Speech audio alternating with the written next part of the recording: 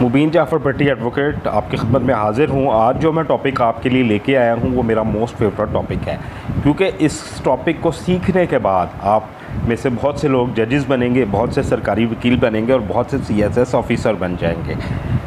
मैं आज ऐसे मैक्सिम्स आपकी खिदमत में लेके आया हूँ जिनका 10 मैक्सिम का सेट बनाकर मैं वीडियो बनाऊँगा। वीडियो थोड़ी लंबी ज़रूर हो जाएगी, लेकिन ये वीडियो आपके मुस्तकबिल को 4 चांद लगा सकती है, इसलिए गौर से इस वीडियो को देखिएगा। और मैं ये दावा भी करता हूँ कि ये वीडियो देखने के बाद ये मोस्ट इम्पोर्टेंट 10 मैक्सिम्स आप इस काबिल हो जाएंगे कि आप किसी भी जुडिशल एग्ज़ाम में, किसी भी लॉ रिलेटेड एग्ज़ाम में जिनमें ये बहुत ज़्यादा रेशो है कि ये सवालात पूछे जाते हैं, आप इनके एक्सपर्ट हो जाएंगे। पहले जो लिखा हुआ है मैं वो पढ़ूंगा, फिर उसके बाद आपको इसका तर्जुमा करके बताऊंगा, फिर मैं एग्ज़ाम्पल्स कोट करूंगा जो कि मैं यहाँ वीडियो में नहीं दिखा सकता। एग्ज़ाम्पल्स के साथ समझाने की पूरी कोशिश करता हूँ आपको। बहुत गौर से अपने दिमाग को खोल कर ये वीडियो देखिए, सुनिए और दूसरों तक भी पहुँचाइए। ये एक पार्ट है, इससे बाद जो वीडियो आएगी उसमें भी 10 मैक्सिम्स हम डिस्कस करेंगे और उसके बाद फिर 10 मैक्सिम्स डिस्कस करेंगे और फिर 10 मैक्सिम्स डिस्कस करेंगे। 40 मैक्सिम्स ऐसे मैक्सिम्स होंगे जिनको एग्जांपल्स के साथ मैं आपको समझाऊंगा। आपको एक दफ़ा समझ नहीं आएगी, आप बार बार इस वीडियो को देखेंगे, आप क्या ये समझ आ जाएंगे और आप इनको एग्ज़ाम में लिखने के काबिल हो जाएंगे। जुडिशल एग्ज़ाम्स में अक्सर मेरे स्टूडेंट मुझे आके बताते हैं कि सर हमने बिल्कुल सही क्वेश्चंस अटैम्प्ट किए हैं, और वो बिल्कुल सही किए भी होते हैं, लेकिन वो फंसते कहाँ हैं? लीगल मैक्सिम्स में आकर। लीगल मैक्सिम्स 40 जो मैं आपको बताऊंगा वो हर पेपर में पूछे जाने वाले अहम मैक्सिम्स हैं। तो अब मैं स्टार्ट करता हूं पहले मैक्सिम से जो बहुत अहम है। चलें शुरू करते हैं। एक्शनेबल पर से। एक्शनेबल पर से एक ऐसा मैक्सिम है जिसको पेपर पॉइंट ऑफ व्यू से 65% रेशो में हम तकसीम कर सकते हैं, according to my research. Actionable per se number 1 for the case और एंड एट हैंड। नंबर 2 पे कहता है the meeting of the minds. 3 पे कहता है in good faith. Number 4 the very act is punishable, no proof of damage is required in the actionable per se. Answer क्या कहता है? आंसर में वो कहता है actions that do not require the allegation और proof of additional facts constitute a cause of action such a tort is. यानी ऐसा एक्शन जिसको करने के बाद, ऐसा फेल जिसको करने के बाद उसका कोई सबूत रिक्वायर ना हो, आप केस फाइल कर दें अदालत में जाकर जो अपने आप ही में एक सबूत हो, ऐसे केस को एक्शनेबल पर से कहते हैं जिसमें प्रूफ की ज़रूरत पेश नहीं आती। लॉ ऑफ टॉर्ट में ये बहुत अहमियत का हामिल है कि एक्शनेबल पर से जो केसेस आते हैं कोर्ट्स में, उनमें आपको प्रूफ देने की ज़रूरत नहीं पड़ती। नॉर्मली लॉ क्या कहता है कि always proof lies on the plaintiff. जो प्लेंटिफ है वो ही सबूत भी देगा कि डिफेंडेंट ने ये गलती की है, और अगर वो गलती साबित करता है तो उसको डैमेजेस मिलते हैं। तो लिहाजा केस साबित करने की जिम्मेदारी सेटल्ड रूल है कि always goes on the, always lies on the plaintiff, यानी मुद्दई के ऊपर ये लागू होती है कि वो अपने केस को अदालत में आकर साबित भी करे। डिफेंडेंट के ऊपर ये लागू नहीं होती, बिकॉज डिफेंडेंट तो पहले ही ये जो कह देता है कि मैंने ये जुर्म नहीं किया। लेकिन एक्शनेबल पर से ऐसी एग्जांपल्स हैं जिसमें आप कह लेंगे हाउस ट्रेसपास, असॉल्ट, और किसी को घर में घुसकर मारपीट करना, ये ऐसे केसेस हैं जिनको एक्शनेबल पर से नो प्रूफ रिक्वायर्ड होता है। नंबर 2 पे आ जाता है एसेंशियोमेंटियम, the meeting of the minds in good faith. Number 3 है an arguments direct at the person. Number 4 है इंजरी विदाउट डैमेज, यानी ऐसी इंजरी जिसमें कोई डैमेज रिक्वायर ना हो, ऐसा आर्गूमेंट जो डायरेक्ट टू द पर्सन हो, अच्छे जो है इन गुड फेथ किया गया हो। और नंबर 1 पे कहता है मीटिंग ऑफ माइंड। इस मैक्सिम में एसेंशियोमेंटियम latent definition for a meeting of the minds regarding the terms and conditions of the contract. जैसा कि आपको पता है इस पूरे मैक्सिम में सिर्फ एक ही चीज़ सीखने वाली है, meeting of the minds. What could be the meeting of the minds. क्या हो सकती है ये meeting of the mind? Meeting of the mind ये जब म्यूचुअली एसेंस जो आ जाता है पार्टीज़ का, जैसा कि आप जानते हैं कि कॉन्ट्रैक्ट में एक से दो शख्स कॉन्ट्रैक्ट करते हैं, आपस में मुआहदा करते हैं, उसमें पार्टीज़ 10 भी हो सकती हैं, 5 भी हो सकती हैं, 3 भी हो सकती हैं।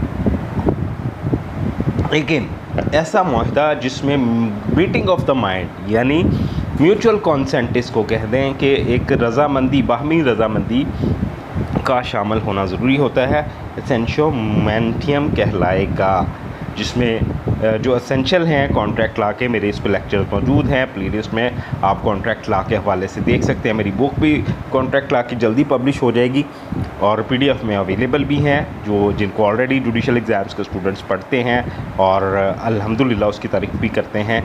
लेकिन इसकी किताब भी आ जाएगी, आप उसमें प्लेलिस्ट में जाकर देख सकते हैं। लिहाजा एसेंशियोमेंटियम जो एक लीगल मैक्सिम है जिसकी पेपर पॉइंट ऑफ व्यू से रेशो 70% है। एसेंशियोमेंटियम को डिस्क्राइब करें तो आप सोच में पड़ जाते हैं कि ये क्या है। लिहाजा जब आप समझ लेंगे कि what is the meeting of the mind in good faith, this is regarding the contract law, this is regarding the contract, जिसमें म्यूचुअल कॉन्सेंट बाहमी रजामंदी के साथ आप एसेंशियोमेंटियम करते हैं। एसेंशियोमेंटियम म्यूचुअल कॉन्सेंट को कहा जाता है। अब नंबर 3 पे आते हैं, कौन सा मैक्सिम है? पैक्टा सेंट सर्वंडा। पैक्टा सेंट सर्वंडा पेपर पॉइंट ऑफ व्यू से रेशो 90% पे खड़ी है इसकी।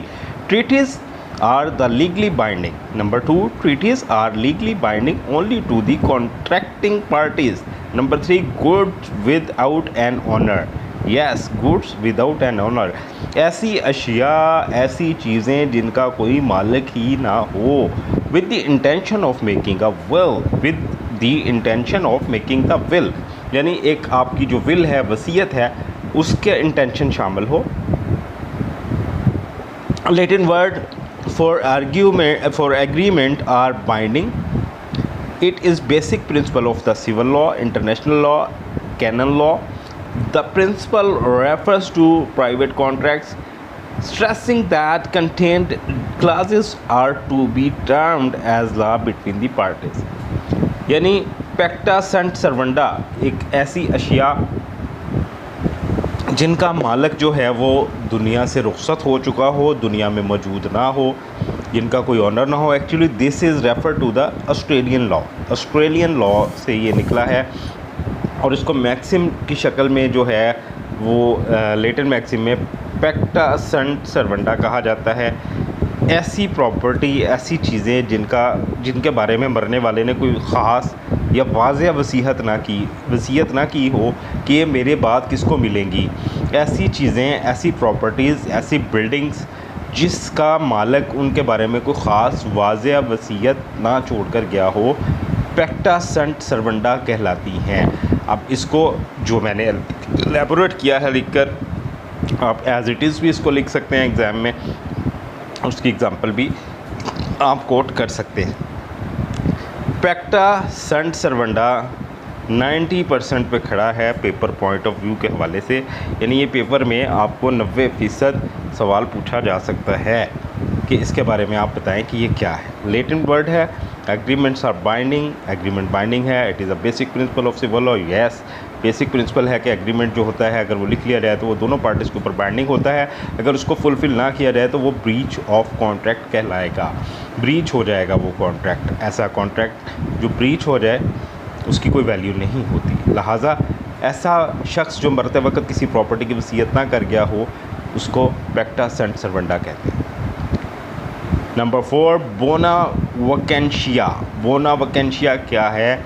नंबर 1 पे कहता है goods without an owner, let the seller beware to the extreme contrary, the law does not note trifling matters. Bona vacantia is a legal concept associated with the property that has no owner. It exists in various jurisdictions but with origins mostly in English law. वो Australian law था जो पहले पढ़ा है, ये बोना वैकेंशिया जो आ गया है ये इंग्लिश लॉ है। इसका मतलब आलमोस्ट बराबर है। ये आप कह लें कि बोना वैकेंशिया जो है वो उसका बड़ा भाई है, जो हमने पहले मैगज़ीन पढ़ा है नंबर 3 पे।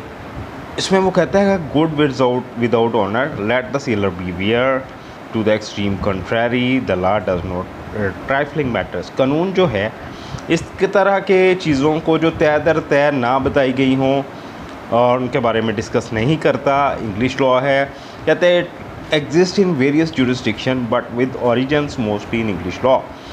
अब ये है क्या? ऐसी अशिया जिनका मालिक दुनिया से रुखसत हो जाए और बग़ैर कोई वसीयत किए हुए कि ये चीज़ें किसके नाम की जाएँ, ये प्रॉपर्टी किसके नाम की जाए। ऐसे बहुत से लोग जो इंग्लैंड में फोत हो जाते हैं, जो अपने बच्चों के नाम प्रॉपर्टी नहीं करते या उनके बच्चे होते ही नहीं हैं।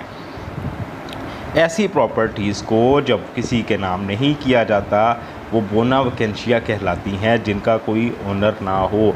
वो चाहे उसके घर में पड़ा हुआ गोल्ड हो, ऑर्नामेंट्स हों, और उसके अलावा उसके घर की प्रॉपर्टी हो, कारपेट्स हों, LCDs हों, या कोई भी कीमती अशिया, डायमंड रिंग्स हों, वॉचेस हों, शूज़ हों, क्लॉथ्स हों, जिनके बारे में कोई वाज़ेह वसीयत ही ना कर पाया हो और वो शख्स फौत हो जाए किसी भी वजह से, ऐसी प्रॉपर्टी को बोना वैकेंशिया कहा जाता है। मुझे उम्मीद है आपको ये अच्छे तरीके से समझ आ गया होगा।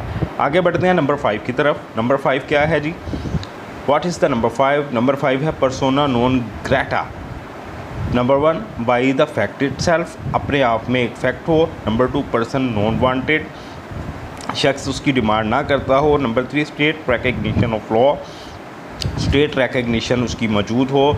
जैसा कि अगर आप इंटरनेशनल लॉ पढ़ा होगा आपने अपने लॉ के इम्तहानात में, इनिशियल जो स्टेजेस होती हैं, प्रिंसिपल ऑफ इक्विटी, बराबरी का कानून।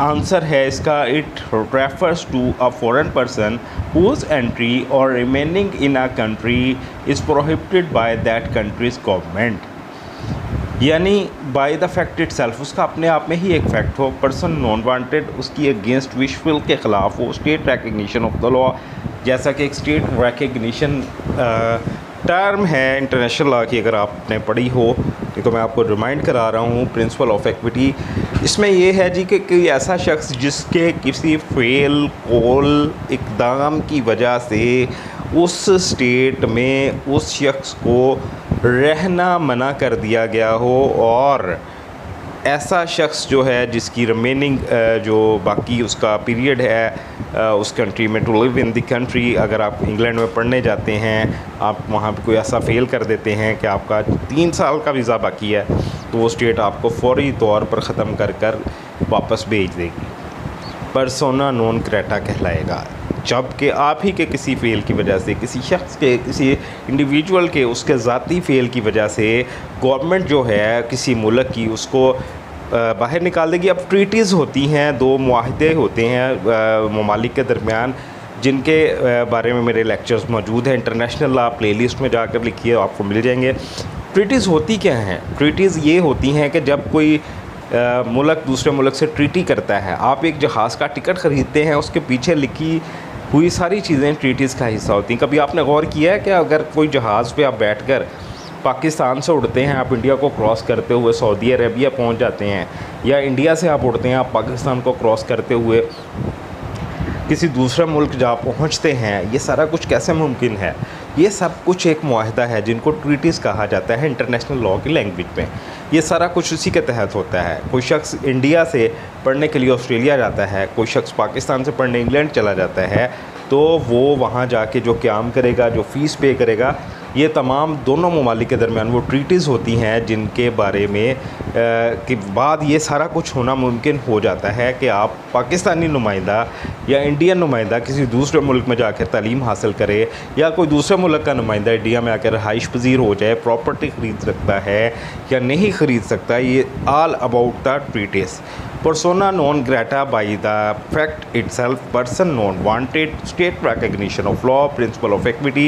It refers to a foreign person whose entry or remaining in a country is prohibited by that country's government. उस कंट्री की गवर्नमेंट उस शख्स का मज़ीद उस मुल्क में रहना मना कर देता है, ख़त्म कर देता है। जैसे आप कह लें कि कोई ऐसा शख्स जो मजहबी शख्सियत का हामिल है, इंडियन है तो हिंदुत्व का, मौलवी है तो वो किसी ऐसे फ़ेल का जिसकी वजह से उस मुल्क के जो ट्रीटीज़ हैं उनको नुकसान पहुंचने का अंदेशा होता है, या उसका कोई ज़ाती फ़ेल वो कोई कत्ल कर देता है उधर, या कोई ऐसी वर्ड्स उसके अटरिंग कर देता है जो कि उस मुल्क के कवानीन के ख़िलाफ़ है, ऐसा कोई इक़दाम कर देता है जो उस मुल्क के कवानीन के ख़िलाफ़ है, वो पर्सोना नॉन ग्रेटा कहलाएगा।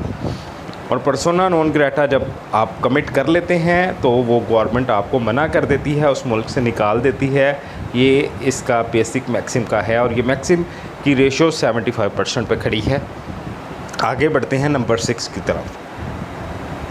Maxim number 6, alibi. Alibi number 1, a friend of the court, अदालत का दोस्त, फ्रॉम एल्सवेयर, कहीं भी।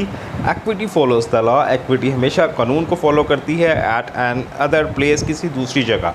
ये इसके जो इंग्रेडिएंट्स हैं वो मैंने बता दिए हैं हर मैक्सिम के स्टार्ट। अब इसका जो जवाब है, अ क्लेम और a piece of evidence when an act typically a criminal one, ऐसा एक्ट जो कि एक क्रिमिनल नौयत का हो, is alleged to have taken place, वजूद में आ जाए, इन अ क्रिमिनल एक्शन, जिसके ख़िलाफ़ क्रिमिनल एक्शन बनता हो। A defence the defendant was somewhere other than the scene of the crime when the crime was committed, यानी वो शख्स के ऊपर इल्ज़ाम हो कि जब उसने ये क्राइम हुआ है, ये जुर्म हुआ है, फ़र्ज़ करें एक शख्स को कत्ल कर दिया जाता है, ए कत्ल हो जाता है बी के हाथों, और सी के ऊपर इल्ज़ाम आता है और बी के ऊपर इल्ज़ाम आता है कि बी और सी ने मिलकर ये कत्ल किया है, जबकि बी जो है वो उस जगह पर मौजूद था, जबकि सी उस जगह पर मौजूद नहीं था। यही इस मैक्सिम का ख़ासा है। एलिबाई, प्ली ऑफ एलिबाई आप पढ़िएगा क्रिमिनल लॉ में, CRPC में मौजूद है।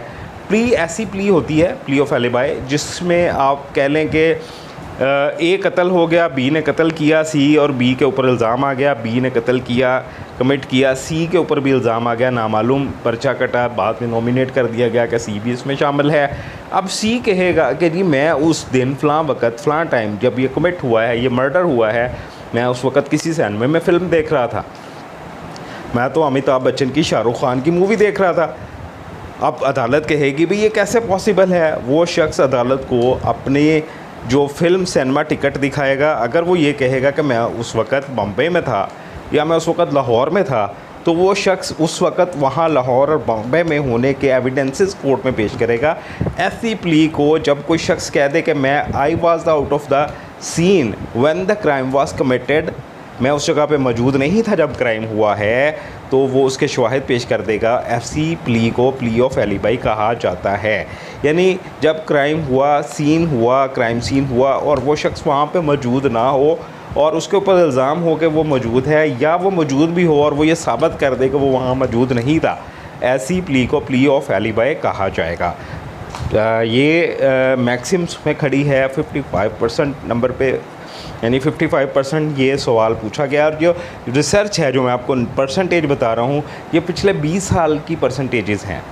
तो उम्मीद है प्ली ऑफ एलिबाई अब आपको कभी नहीं भूलेगा और आप इस काबिल हैं कि आप दूसरों को बताएं। आगे बढ़ते हैं नंबर 7 की तरफ। Lucky 7, my favourite number. देखते हैं क्या इप्सो facto, it's very interesting. इप्सो facto, what is the इप्सो facto? By the very fact itself, legitimate from the very beginning in good faith. Ipso facto is a Latin phrase which means that the specific phenomenon is a direct consequence of the action in question instead of any previous action. It is used to say that it is reasonable to state or believe something based on the facts that are already known. ऐसा fact जो किसी पहले से मौजूद fact के साथ जन्म ले ले, इप्सो फैक्टो कहलाएगा जी। Ipso facto, by the very act, very fact itself, legitimate हो, from the very beginning, in good faith हो, वो इप्सो फैक्टो कहलाएगा। एग्जाम्पल आपको कहीं नहीं मिलेंगी जो मैं आपको बता रहा हूँ इस वीडियो में। इसको गौर से देखें, दूसरे लोगों के साथ भी शेयर करें। इप्सो फैक्टो एक ऐसा एक्ट, जैसा कि आंसर में बताया गया है, लेटेंट फ्रेज है, which means that the specific phenomenon is a direct consequence of the action in question instead of any previous action. यानी पहले से मौजूद किसी एक्शन के रद्द अमल में कोई जवाब में कोई आ जाए। अब इसमें आप ये कह सकते हैं कि ए के यहाँ बच्चे की पैदाइश हुई या अब्दुल के यहाँ एक बेटा पैदा हुआ। अब्दुल रहायशी है इंग्लैंड का।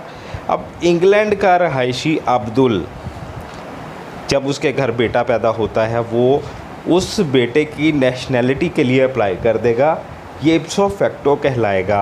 यानी उसको कोई प्रूफ देने की ज़रूरत नहीं पड़ेगी। ये भी ट्रीटीज़ हैं, ये भी मुआहदा जात हैं। जब किसी और मुल्क का बाशिंदा किसी और मुल्क में पैदा होता है तो जब उसकी पैदाइश उस मुल्क में होगी, कोई इंडियन बच्चा, कोई पाकिस्तानी बच्चा डेनमार्क में पैदा होता है, स्वीडन में पैदा होता है, तो उसको उसकी नेशनलिटी दे दी जाती है। इंग्लैंड में पैदा होता है तो वो इंग्लैंड नेशनल कहलाता है।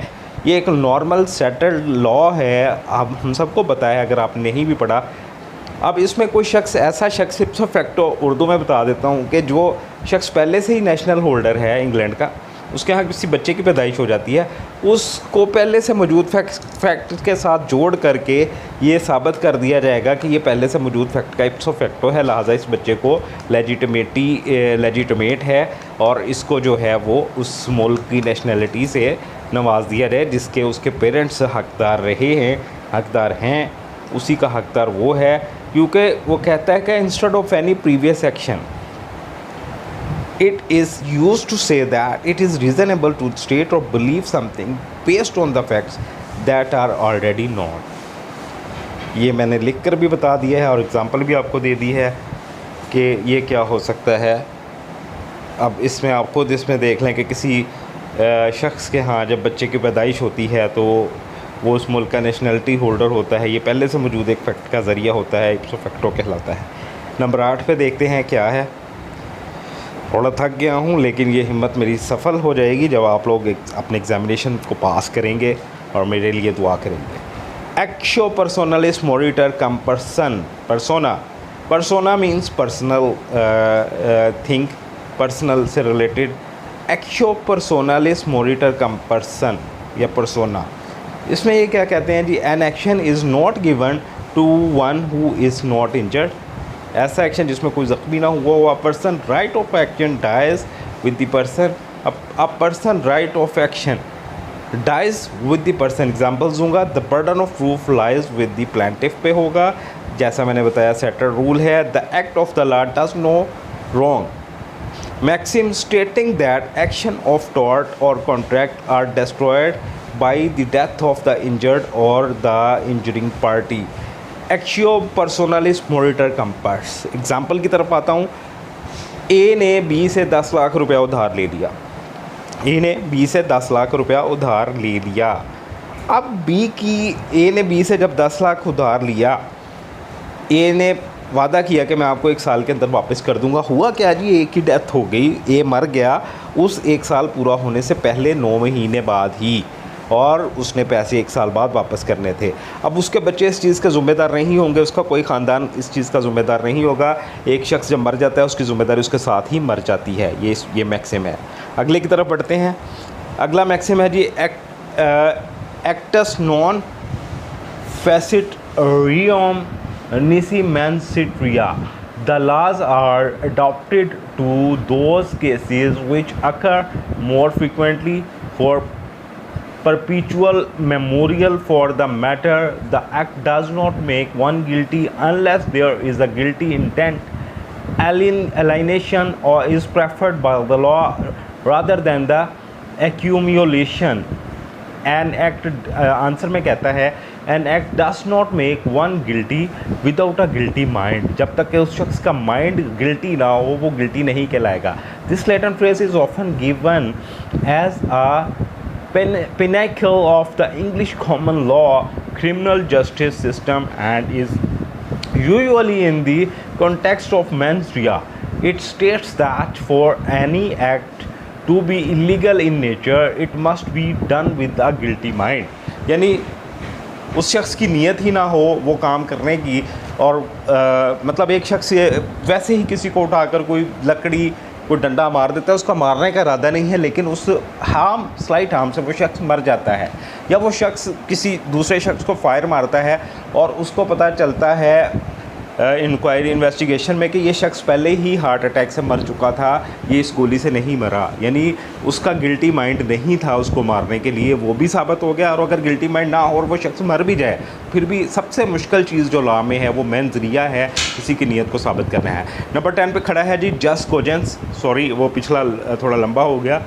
The temporary norm of journal international law, the recognition of the certain practice like law, implied jurisdiction of the ICJ, International Court of Justice. The treaties are legally binding. It is fundamental principle of the international law that is accepted by the international community of the state as a norm from which no derogation is permitted. यानी कोई एक treaty दूसरे मुल्क के साथ मुआहदा, जैसा मैंने बताया ट्रीटी मुआहदे को कहते हैं, हो जाता है और उसकी डेरोगेशन करने की, उसकी तजलील करने की इजाज़त किसी भी मुल्क को नहीं दी जा सकती जो उस the temporary norm of the journal international law called just cogents. The recognition of the certain practice like law called just cogents. Implied jurisdiction of the ICJ, International Court of Justice, called just cogent. The treaties are legally binding called just cogents. यानी कोई एक मुआहदा किसी दूसरे मुल्क के साथ, फ़र्ज़ करें पाकिस्तान मुआहदा कर लेता है इंडिया के साथ कि वो इंडिया के साथ ट्रेड करेगा। पाकिस्तान यहाँ से टमाटर भेज देता है इंडियन वो टमाटर लेने से इनकार कर देते हैं, या इंडिया पाकिस्तान में कोई कमोडिटी भेज देता है, भाई राइस भेज देता है और बनानास भेज देता है, और पाकिस्तान उन बनानास को एक्सेप्ट करने से इनकार कर देता है, that would be called derogation of the treaty, जस्ट कोजेंस कहलाएगी, उसको जस्ट कोजेंस कहा जाएगा। यानी ऐसा एलिमेंट, ऐसा फैक्टर जिसकी वजह से किसी मुल्क के साथ किए गए मुआहदे की तजलील हो जाए, जस्ट कोजेंस कहलाएगा। इसको you can describe with your own words in the examination. अपने एग्ज़ाम में आप इसको अपने अल्फाज में एग्जांपल्स को कोट कर सकते हैं। ये आपको कहीं से नहीं मिलेंगी, ये मेरी रिसर्च है 10 साल की, जिसके बाद मैं आपको ये वीडियो बनाकर पेश कर रहा हूँ। इस वीडियो को दूसरे दोस्तों के साथ ज़रूर शेयर कीजिएगा ताकि वो भी सीख सकें। अगले इसके लिए मैं लीगल मैगज़ीन्स के नाम से एक प्लेलिस्ट बनाई है, उसमें आपको हर वो 10 मैगज़ीन मिल जाएंगे जिसकी मैं वीडियो अपलोड करूँगा। लेकिन वो आपको कब मिलेंगे? जब आप इसको चैनल को सब्सक्राइब कर लेंगे और उसके बाद अकल की घंटी दबा देंगे तो आपकी सब्सक्रिप्शन पूरी हो जाएगी, हर वाली वीडियो आपको मुयस्सर होगी। मुबीन जाफर भट्टी एडवोकेट, हाई कोर्ट को इजाज़त दीजिए। अपना बहुत सारा ख्याल रखिएगा। अल्लाह हाफिज़।